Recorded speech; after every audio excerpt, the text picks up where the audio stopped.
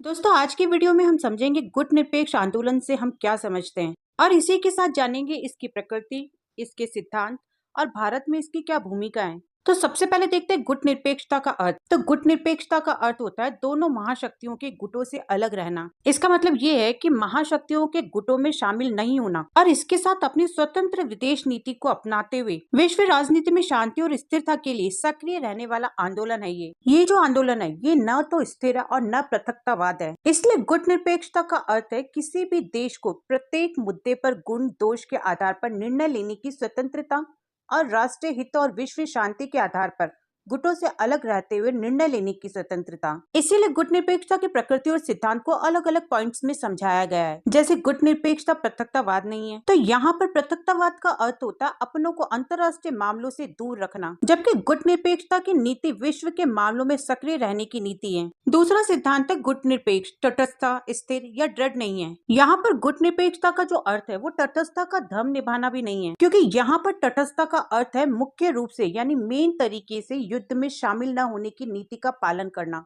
जबकि गुट निरपेक्ष देश युद्ध में शामिल हुए हैं और इन देशों ने दूसरे देशों के बीच युद्ध को होने से टालने के लिए काम भी किया है और हो रहे युद्ध के अंत के लिए कोशिश भी की है। तीसरा सिद्धांत है विश्व शांति की चिंता। तो गुट निरपेक्ष आंदोलन की जो मेन चिंता थी वो ये थी कि विश्व में शांति कैसे स्थापित की जाए। चौथा सिद्धांत है आर्थिक सहायता लेना। गुट निरपेक्ष आंदोलन में शामिल देश अपने आर्थिक विकास के लिए आर्थिक सहायता प्राप्त करने के लिए प्रयत्नशील रहते हैं, यानी हमेशा कोशिश करते रहते हैं ताकि वो अपना आर्थिक विकास कर सके और आर्थिक दृष्टि से आत्मनिर्भर हो सके। पांचवा सिद्धांत है नई अंतर्राष्ट्रीय व्यवस्था की स्थापना करना। गुट निरपेक्ष देशों ने नई अंतर्राष्ट्रीय अर्थव्यवस्था की धारणा का समर्थन किया और इसकी स्थापना के लिए अंतर्राष्ट्रीय जगत में दबाव बनाया। अब इस गुट निरपेक्ष आंदोलन के जो प्रमुख संस्थापक थे वो थे युगोस्लाविया के जोसेफ ब्राज टीटो, भारत के पंडित जवाहरलाल नेहरू और मिस्र के गमाल अब्दुल नासिर। इसके साथ साथ ही इंडोनेशिया के सुकार्नो और घाना के वामे एनक्रुमा ने भी इसका जोरदार समर्थन किया और यही पांचों नेता गुट निरपेक्ष आंदोलन के संस्थापक कहलाए। अब इस गुट निरपेक्ष आंदोलन में भारत की एक अलग की भूमिका थी।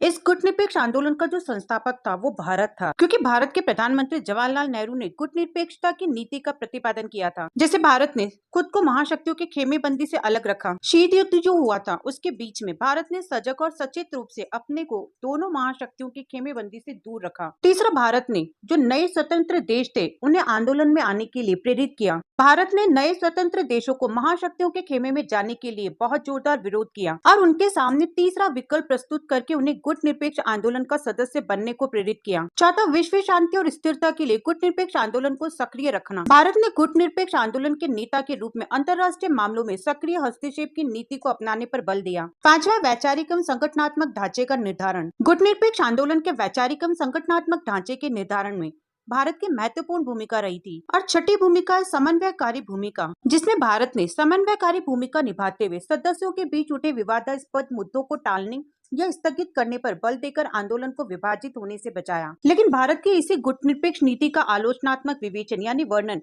कुछ पॉइंट्स के थ्रू समझाया गया है। लेकिन भारत के गुट निरपेक्षता की नीति के आलोचना से पहले हम एक बार पहले इसके लाभ देखेंगे। जैसे पहला लाभ है राष्ट्रीय हित के अनुरूप फैसले। इस गुट निरपेक्षता नीति के कारण भारत कुछ ऐसे अंतर्राष्ट्रीय फैसले और उनका पक्ष ले सका जिससे उनका खुद का हित सधता था, न कि महाशक्तियों और उनके खेमे के देशों का। दूसरा, अंतर्राष्ट्रीय जगत में अपने महत्व को बनाए रखने में सफल हुआ। इस गुट निरपेक्ष नीति को अपनाने के कारण भारत हमेशा एक ऐसी स्थिति में रहा कि अगर भारत को महसूस हो कि महाशक्तियों में से कोई उसकी अनदेखी कर रहा है या फिर अनुचित दबाव डाल रहा है, तो फिर वो दूसरी महाशक्ति की तरफ अपना रुख कर सकता था, क्योंकि दोनों गुटों में से कोई भी भारत सरकार को लेकर न तो बेफिक्र हो सकता था और न ही धौंस जमा सकता था। अब बात करते हैं भारत की गुट निरपेक्षता की नीति की आलोचना के बारे में। भारत की गुट निरपेक्षता की नीति की कुछ कारणों की वजह से आलोचना की गई, जिसमें पहला कारण है सिद्धांत विहीन नीति। भारत की गुट निरपेक्षता की जो नीति है वो सिद्धांत विहीन नीति है, क्योंकि ये कहा जाता है कि भारत अपने राष्ट्रीय हितों को साधने के नाम पर अक्सर महत्वपूर्ण अंतर्राष्ट्रीय मामलों पर कई बार सही तरीके के फैसले लेने से या पक्ष लेने से बचता रहा है। और दूसरी आलोचना है अस्थिर नीति। भारत के गुट निरपेक्षता की नीति में अस्थिरता रही है, तो इस तरीके से भारत की गुट निरपेक्ष नीति की आलोचना की गई।